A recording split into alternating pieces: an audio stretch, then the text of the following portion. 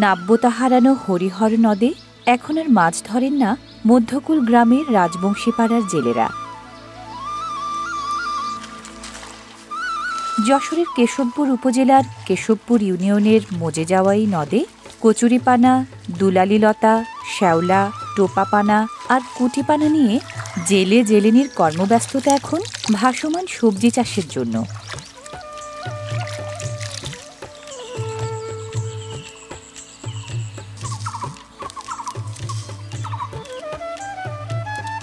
শস্যের দানাদার বীজ মাটিতে মেশানো হচ্ছে জলে ভাসা জমিনে বপনের জন্য।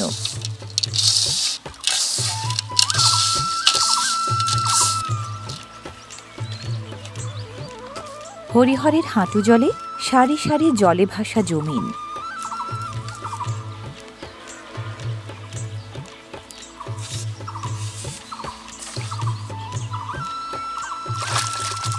জলে ভাসা দুই জমিনের মাঝে ডোঙা নামের তাল নৌকা। ধাপ, বেড়, কান্দি, বেড ভেসে থাকাই খণ্ড জমির নানা নাম। বীজ বপন করা হয় জমির সবচেয়ে ওপরের ভার্মি কম্পোস্ট স্তরে। সর্বোচ্চ স্তরেই বীজের অঙ্কুরোদ্গম।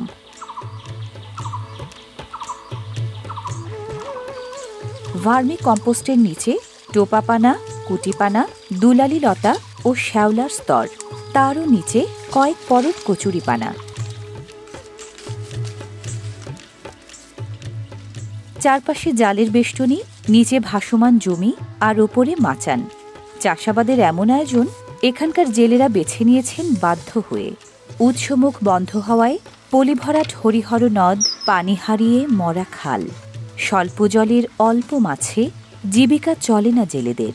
পেশাগত অস্তিত্বের এই সংকটকালে বিকল্প আয়ের পথ খুলে দিয়েছে ভাসমান সবজি চাষের অভিনব এই আয়োজন।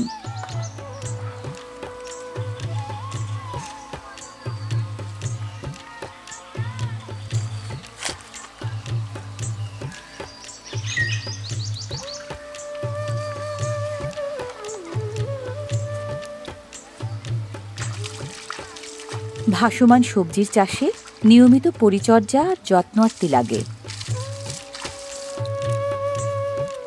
প্রয়োজন মাফিক চলাচলের জন্যই দুই জমিনের মাঝখানে এমন নৌপথ।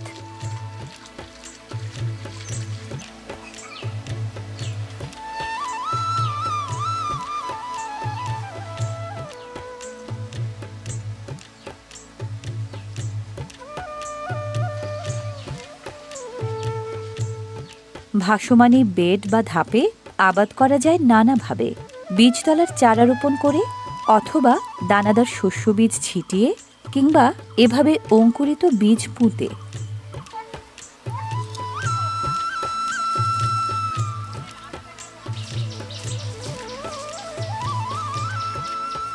কৃষিবিজ্ঞানের কেতাবি পরিভাষায় হাইড্রোপনিক্স নামে পরিচিত পানিভিত্তিক চাষ পদ্ধতিরই একটি ধরন মধ্যকুলের এ ভাসমান চাষাবাদ।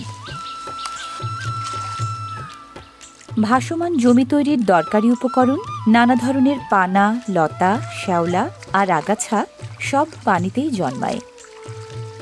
জালের বেষ্টনী ধাপ সাধারণত ঘেরা হয় ইঁদুর ও পাখি ঠেকানোর জন্য। সাধারণত ৫ থেকে ৭ বর্গ কিলোমিটার এলাকার কচুরিপানা লাগে ১ বর্গ কিলোমিটার বেড বানাতে। পানিতেই ভেসে থাকে বলে জলসেচের তেমন দরকার হয় না। গাছ ভেদে মাঝে মাঝে তবু হালকা করে পানি দেয়া হয় আরও বেশি সজীবতার জন্য।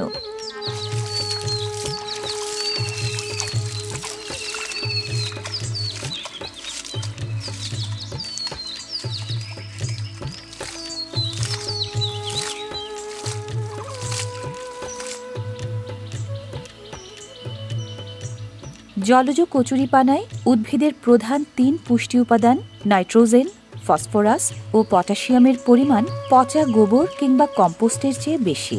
ভাসমান বেডে কচুরিপানার পুষ্টি উপাদানটাই বেশি বলে কম রাসায়নিক সার দিয়েই পর্যাপ্ত পরিমাণে ফলানো যায় পরিবেশ বান্ধব ও নিরাপদ ফসল।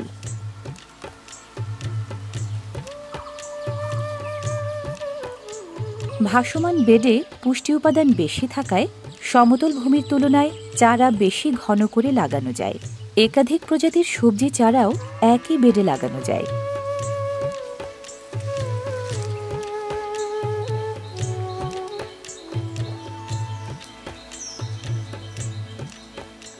জাংলা ও মাচানকে মধ্যকুলের বাসিন্দারা বলেন বান বা বাউনি। লাউ ও কুমড়ার মতো লতানো গাছের জন্য বাঁশ ডাল কঞ্চি দিয়ে বান বা বাউনি বানানো হয় ভাসমান বেডের ওপর। জলজ জৈব সারের পুষ্টিগুণে ভাসমান বেডের শাকসবজি দ্রুত বাড়ে এবং ফলনও তুলনামূলক বেশি হয়। কৃষি সম্প্রসারণ অধিদপ্তরের পরামর্শ ও উপকরণ সহযোগিতা ইতিবাচক ভূমিকা রাখছে বিষমুক্ত এই চাষ পদ্ধতির বিকাশে। দেশি ও হাইব্রিড দুরকম মিষ্টি কুমড়া ফলে এখানে।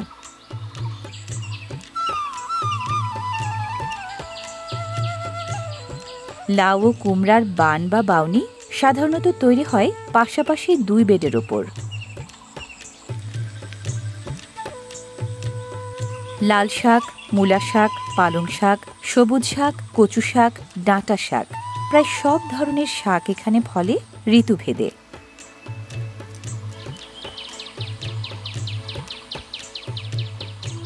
স্বল্পায়তনের সরু বেডে বড় বড় বাঁধাকপি, ওলকপি, ফুলকপি, বাঁধাকপির মতো কপি জাতীয় সবজিরও দারুণ ফলন এখানে।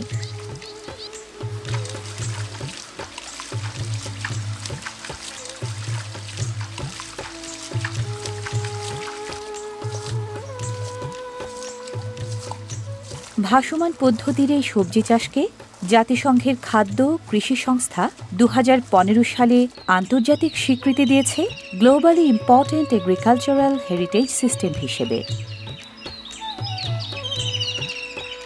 মশলা জাতীয় উদ্ভিদ, পেঁয়াজ ও রসুন দুটোরই বেশ ভালো ফলন ভাসমান বেডে।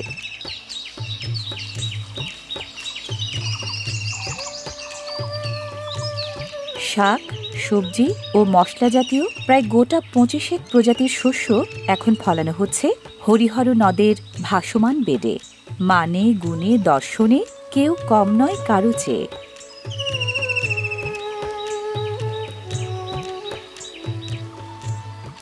পানিতে ভাসমান এই পদ্ধতিতে সারা বছরই ফলানো সম্ভব সতেজ সবজি।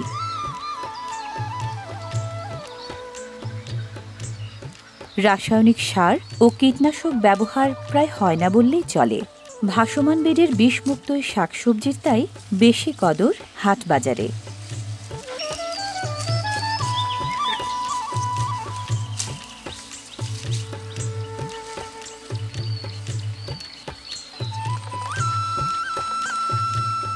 ভাসমান বেডের ধার ঘেঁষেই মাছ ধরার আয়োজন।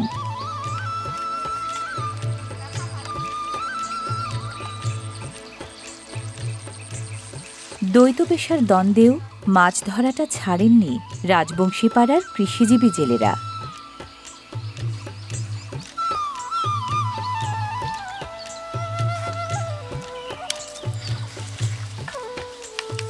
জলাবদ্ধ এলাকায় জলবায়ু পরিবর্তনের অভিযোজন কৌশল হিসেবে ভাসমান পদ্ধতির এই সবজি চাষ কৃষি সমৃদ্ধির দারুণ সৃজনশীল এক সম্ভাবনা।